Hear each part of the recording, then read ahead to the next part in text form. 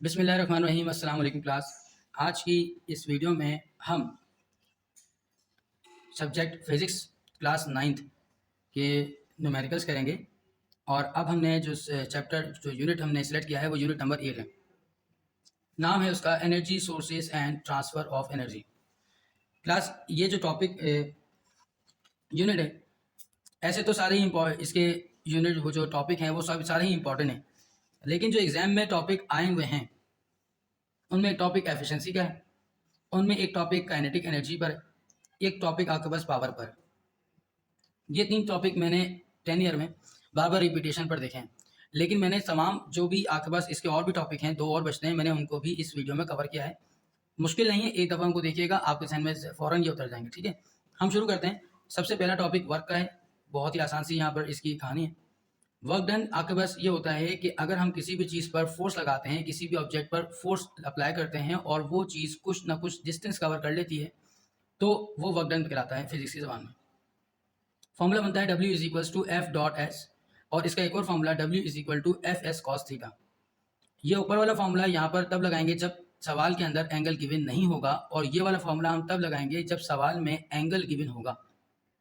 W का मतलब यहाँ पर वर्क है, F का मतलब यहाँ पर फोर्स है, S का मतलब डिस्प्लेसमेंट, और थीटा का मतलब यहाँ पर एंगल है। सामने मैंने यूनिट लिखी में वर्क के लिए जूल होती है, फोर्स के लिए न्यूटन, और डिस्प्लेसमेंट के लिए मीटर, और एंगल जो है वो डिग्री में कैलकुलेट किया जाता है।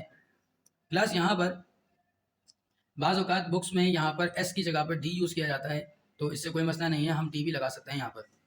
तो इसका पहला न्यूमेरिकल हम यहाँ पर डिस्कस करते हैं।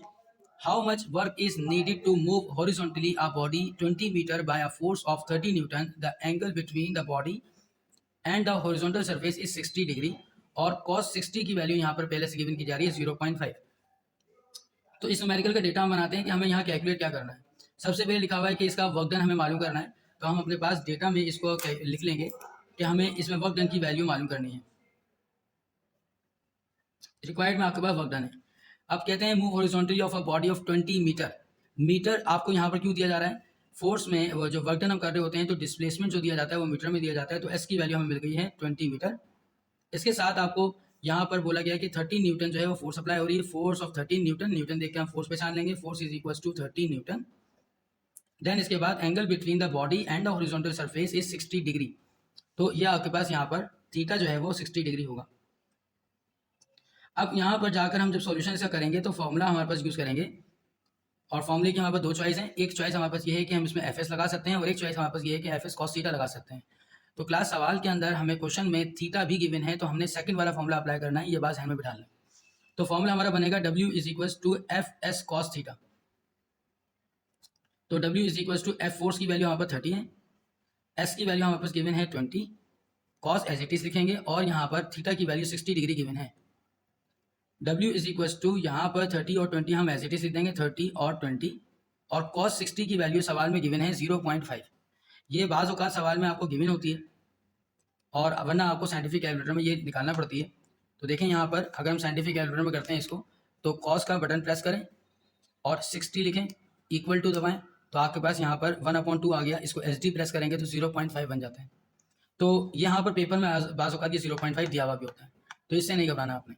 अब 30, 20 और 0.5 आपस में मल्टीप्लाई करेंगे तो आपका आंसर यहाँ बनेगा 300, और उसके साथ हम यूनिट लगा देंगे जूल। इसी से रिलेटेड एक न्यूमेरिकल सेल्फ टेस्ट में मैंने दिया है, वो सेल्फ टेस्ट में न्यूमेरिकल देख लीजिए। यहाँ पर लिखा हुआ है कि how much work done if a body is moved at a distance of 50 metre and a force of 30 newton is applied along the surface. तो यहाँ पर हमें सिर्फ 2 चीज़ें गिवन हुई, एक 50 मीटर जो कि एस है, 30 न्यूटन ये फोर्स है, और इसमें हमें एंगल गिवन नहीं हुआ, तो हमने यहाँ पर इसका फर्स्ट वाला फॉर्मूला लगाना है एफ एस का, W is equal to F dot S. तो आपका आंसर आपको आ जाएगा 1500 जूल। तो इसको ज़रूर कीजिएगा। Thank you so much. अब इसी चैप्टर पर यूनिट नंबर 8 पर रिवॉल्व करने वाला एक ही दूसरा टॉपिक जो हम यहाँ पर डिस्कस करेंगे वो है पावर। तो rate of doing work is called power, ये डेफिनेशन है इसकी। यानी अगर हम वर्क डन को डिवाइड कर देते हैं टाइम से तो वो आपका पावर बन जाती है। पावर का एक और फॉर्मूला है, power is equal to F V, यानी फोर्स इंटू वेलोसिटी या स्पीड। यहाँ पी का मतलब पावर होगा जो वॉट में होती है, नंबर जो डब्ल्यू है वो वर्क डन जो है वो जूल में, टाइम को हम सेकंड में लेते हैं, फोर्स का मतलब एफ होता है जो कि न्यूटन में हम लेते हैं, और वेलोसिटी को हम बाज़ औक़ात यहाँ पर स्पीड के तौर पर लिखा होगा तो मीटर पर सेकंड में होती है। अब इसके न्यूमेरिकल हम देखते हैं कि जो एक्सपेक्टेड एग्जाम में न्यूमेरिकल होता है वो क्या है। पहला न्यूमेरिकल है calculate the power of a machine if the machine perform 900 joule of work in 30 minute. तो क्लास 900 जूल ऑफ वर्क ये वर्क डन मिला हमें, 30 मिनट हमें इंडिकेट कर रहा है कि ये हमें इसका टाइम मिला है और हमें कैलकुलेट करनी है पावर। तो क्लास यहाँ पर डेटा में अगर हम लेके चलते हैं बात को तो डेटा कुछ इस तरह से इसका बनता है कि पावर हमें कैलकुलेट करना है, हम लिख देंगे P is equal to question mark. इसके बाद हमारे पास यहाँ पर 900 जूल ऑफ वर्क है, W is equal to 900 joule और 30 मिनट्स है, तो टाइम हमें मिला 30 मिनट्स। याद रखिएगा कि मिनट्स को हमने सेकंड में कन्वर्ट करना है, तो एक मिनट में 60 सेकंड्स होते हैं, यू नो दैट। तो मिनट को सेकंड में कन्वर्ट करने के लिए इसको मल्टीप्लाई करवाते हैं 60 से, तो हमारे पास आंसर बनता है 900 सेकंड्स। अब इसका हम सोल्यूशन करके फॉर्मूला लगा लेते हैं, और फॉर्मूला हमारे पास होता है power is equal to work upon time. सवाल उठता है कि सर आप यहाँ पर ये पहला वाला फॉर्मूला ही क्यों लगा रहे हैं वर्क अपॉन टाइम का, ये वाला फॉर्मूला क्यों नहीं लगा रहे हैं? इसकी बेसिक रीज़न समझ लें, क्योंकि जब एग्जाम में आएगा तो आपको ये बिल्कुल भी समझ में नहीं आएगा कि हम फॉर्मूला कौन सा अप्लाई करें। जिस भी टॉपिक के दो फार्मूलाज होते हैं तो उसके दरमियान डिफरेंस पता होना चाहिए कि कौन सा फार्मूला कब लगाना होता है, ये चीज़ अंडरस्टैंडिंग करना बहुत ज़रूरी है। प्लस याद रखिएगा कि जब पावर का न्यूमेरिकल आप कर रहे हो और उसमें अगर आपको टाइम की वैल्यू गिवन हो तो आपने ये फर्स्ट वाला लगाना है, और अगर फॉर्मूले में या वो न्यूमेरिकल में आपको वेलोसिटी का जिक्र नज़र आएगा तो आपने सेकंड वाला लगाना है। याद रहेगा, इसके लिए मैंने टाइम की बात की है और ये वाले के लिए मैंने स्पीड या वेलोसिटी की बात की है। तो वेलोसिटी का जिक्र होगा तो ये, टाइम का जिक्र होगा तो ये लगाना है। इस मरतबा हमारे पास क्या हो रहा है, इस मरतबा आप देख रहे हैं टाइम का जिक्र हो रहा है, इसलिए हमने क्या करा, P is equal to W upon T लगाया।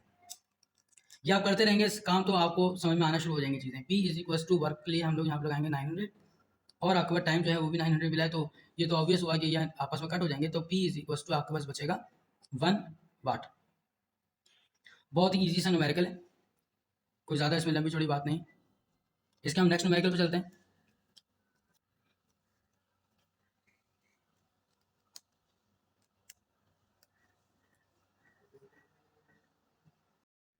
यूनिट नंबर 8 का टॉपिक आपके पास है काइनेटिक एनर्जी। थर्ड टॉपिक, इसका फॉर्मूला पहले समझ लेते हैं। काइनेटिक एनर्जी का जो फॉर्मूला है आपके पास है kinetic energy is equal to 1/2 mv², जहाँ पर काइनेटिक एनर्जी को k डॉट ई से ज़ाहिर करेंगे जो जूल में आपके पास कैलकुलेट होता है।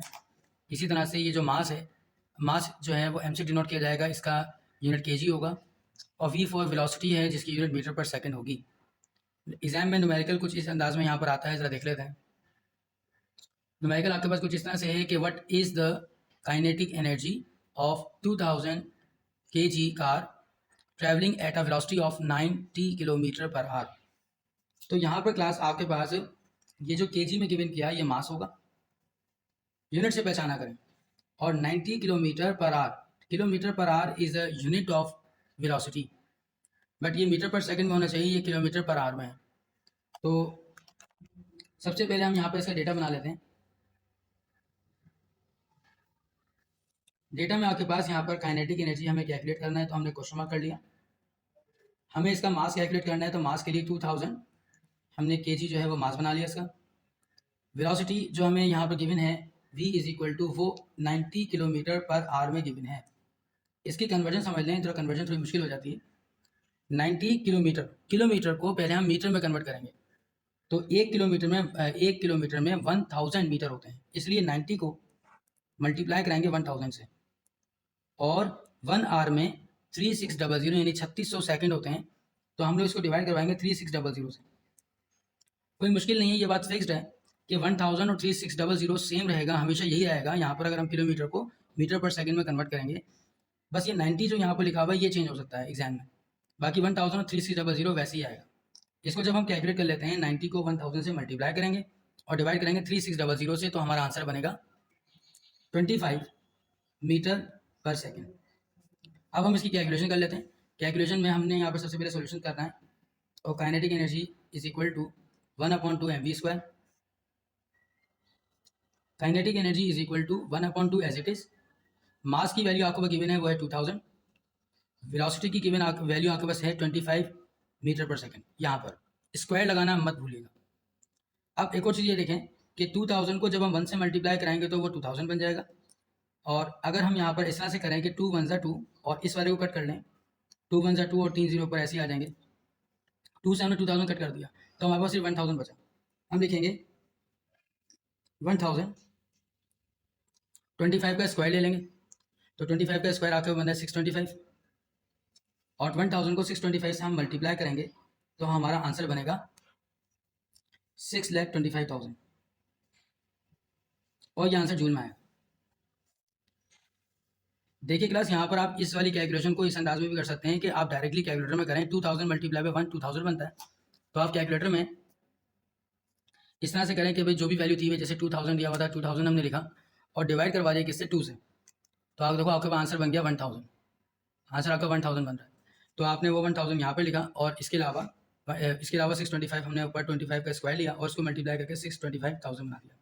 इसके रिलेटेड मैंने यहाँ पर सेल्फ टेस्ट में आपको एक न्यूमेरिकल दिया हुआ है।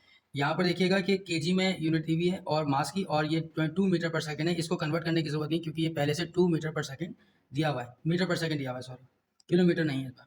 तो इंशाल्लाह इसका आंसर भी आप निकाल लेंगे और प्रैक्टिस आप करेंगे इसकी। और ये हमारा सेकेंड लास्ट टॉपिक है पोटेंशियल एनर्जी पर। पोटेंशियल एनर्जी का जो फॉर्मूला हमारा होता है वो होता है P.E is equal to mgh, जिसमें m मास के लिए, g ग्रेविटी और h को हाइट के लिए हम यहाँ पर यूज़ करते हैं। अब क्लास देखिए, यहाँ पर न्यूमेरिकल में लिखा हुआ है calculate potential energy of 3 kg water rise to the tank at the roof of a home 4 metre high. तो ये जो आपके पास 3 kg यहाँ पर हमें गिवन हुआ है, ये हमारे पास मास हो जाएगा और 4 मीटर जो गिवन हुआ है ये हमारी हाइट हो जाएगी यानी h। और ग्रेविटी को यहाँ पर लिखा हुआ है कि अगर ग्रेविटी आपने यूज़ करना है तो वो आप 10 मीटर पर सेकंड यूज़ करेंगे। इसका हम डेटा बना लेते हैं, बहुत ही आसान इसका न्यूमेरिकल है, डेटा भी बहुत आसान है। तो डेटा में हम यहाँ पर लिख लेंगे कि हमारे पास ये जो मास है वो 3 kg है। इस पर हमें हाइट की वैल्यू 4 मीटर और ग्रेविटी जो है वो हमें 10 मीटर पर सेकंड स्क्वायर दी है। इसको जब हम पोटेंशियल एनर्जी हमें इसकी मालूम करनी, जब इसका सॉल्यूशन हम करेंगे तो हमें फॉर्मूला हमें यूज़ करना है। इसका पोटेंशियल एनर्जी का जो फॉर्मूला है वो है P.E is equal to mgh। Potential energy is equal to mass की वैल्यू आपके पास यहाँ पर 3 है, ग्रेविटी हमने 10 यूज़ करनी है और हाइट की वैल्यू आपके पास यहाँ पर 4 है। 3 10 30 हो जाएगा और 34 आपका आंसर बनेगा 120 जूल आपका आंसर होगा। बहुत आसान सा न्यूमेरिकल है इस पोटेंशियल एनर्जी का। इस पर सेल्फ टेस्ट पर जो आपने खुद से घर पे करना है वो यहाँ पर कुछ इस तरह से कि if LED screen of mass 10 kg यानी mass is lifted up and keep it on a cupboard of height 2 metre which means h, calculate the potential energy यानी P.E मालूम करना है stored in a LED screen और g की value यहाँ पर 9.8 metre पर सेकेंड स्क्वायर आपने यूज़ करनी है। तो जो भी जी की वैल्यू अगर आपके पास यहाँ पे गिवन होती है वही यूज़ करना होती है, और अगर आपको सवाल में गिवन नहीं है तो आप अपने पास से 9.8 यूज़ करते हैं। तो इसका हम अगला टॉपिक लेके चलते हैं और वो हमारा लास्ट टॉपिक होगा। वो लास्ट टॉपिक हमारा एफिशिएंसी पर है। एफिशिएंसी का टॉपिक भी इंपॉर्टेंट है। इसका फॉर्मूला हमारे पास है एन यानी eta is equal to output upon input multiply by 100। ये जो यहाँ पर इसका साइन बना हुआ है ये एफिशिएंसी का साइन है, यानी आपके पास ये एफिशिएंसी को यूज़ करेगा। ईटा इसको हम पढ़ते हैं, एफिशिएंसी को शो करता है, और output upon input multiply by 100। इसका आंसर जो है वो परसेंटेज में आपके पास आता है। हम यहाँ पर सवाल को समझ के देखते हैं कि इसका सवाल किस तरह एक्सपेक्टेड होता है। Calculate the mass of machine which consumed 200 joule of energy, यानी एक मशीन जो है वो 2000 जूल एक जो है एनर्जी को कंज्यूम करती है।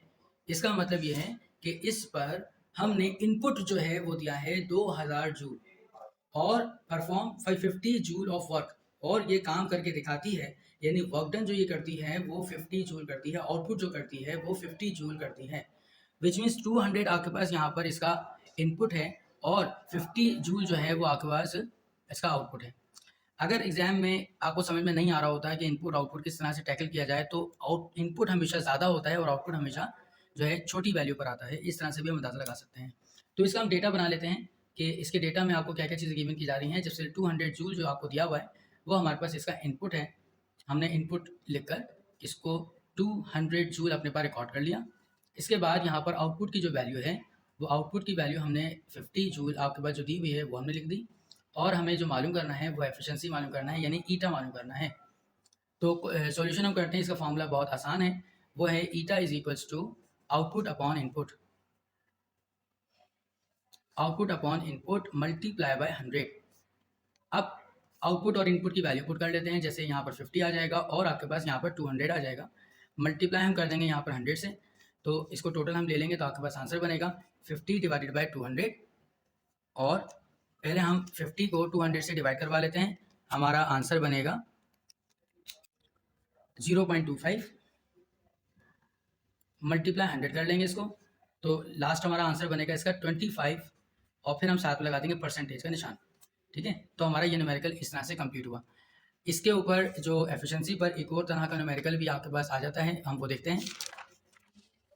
तो क्वेश्चन हमारे पास है कि if efficiency of a machine is 50%, कि अगर मशीन की एफिशिएंसी जो है वो 50% है, पहले से गिवन की गई, and its output is 100 joule, then calculate its input. और उसका आउटपुट हमें गिवन किया गया, हमें इनपुट कैलकुलेट करना है।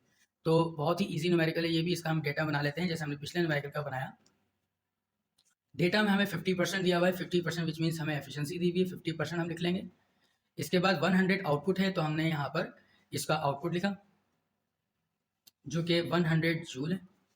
इसके साथ साथ आपके पास इनपुट की वैल्यू हमें गिवन है, हमें मालूम करनी है, तो हमने इसके साथ क्वेश्चन मार्क कर देना है। और इसका फॉर्मूला मैं अभी बता चुका हूँ आपको। इसका फॉर्मूला है eta is equals to output upon input, output upon input multiply 100। अब इसकी कैलकुलेशन समझिए क्लास की किस तरह कैलकुलेशन इसकी होगी। सबसे पहले हमने ईटा की जगह पे 50% लगा देना है और इक्वल करके आउटपुट पर 100 डिवाइडेड बाय इनपुट पर हमने कुछ नहीं लिखना क्योंकि ये मालूम करना है। मल्टीप्लाई 100 कर देंगे। ये जो 100 यहाँ मल्टीप्लाइड हो रहा है, ये इस साइड पर हम लेके जाएंगे तो ये डिवाइड हो जाएगा। और जब भी 100 इसके नीचे आता है तो ये परसेंटेज का निशान खत्म हो जाता है, ये बात ध्यान में रखें। फिर आता है 100 डिवाइडेड बाय इनपुट। अब हमने यहाँ पर 50 को डिवाइड करना है 100 से, तो आपके पास आंसर बनेगा 0.5 इक्वल्स टू 100 अपॉन इनपुट। अब हमें इनपुट निकालना है तो क्रॉस मल्टीप्लाई कर लेंगे। ये इनपुट डिवाइड में है, ये मल्टीप्लाई में चला जाएगा और ये जो ऊपर चीज़ पड़ी हुई है वो नीचे आ जाएगी, क्रॉस मल्टीप्लाई हो जाएगी। कुछ इस तरह से यहाँ पर इसका मज़ीद बनेगा कि हम लिखेंगे input is equals to 100 divided by 0.5 और आपके पास आंसर इसका बनेगा 100 को 0.5 से जब हम डिवाइड करवाएंगे हमारा आंसर बनेगा 200। और हमें यूनिट कौन सी लगानी है? जो यूनिट हमें आउटपुट की यहाँ पर क्वेश्चन में गिवन हुई है वही यूनिट हमें यहाँ पर लगानी है इसकी। तो इसकी यूनिट बन जाएगी जूल। इसके ऊपर मैंने आपके पास 2 न्यूमेरिकल्स दिए हैं सेल्फ टेस्ट पर, तो आप इसको कीजिएगा, इंशाल्लाह आपसे ये हो जाएंगे। और इस तरह से हमारा ये चैप्टर नंबर 8 जो है वो ख़त्म को पहुँचता है। ठीक है, बेस्ट ऑफ लक। अगर ये वीडियो आपको अच्छी लगती है और ये आपके लिए हेल्पफुल है तो अपने दोस्तों के साथ ज़रूर शेयर करें इसको, और चैनल को ज़रूर सब्सक्राइब करें ताकि ये है कि आपको आने वाली वीडियोस मिल सकें और आप अच्छे तरीके से अपने एग्ज़ाम को कर सकें। Thank you so much.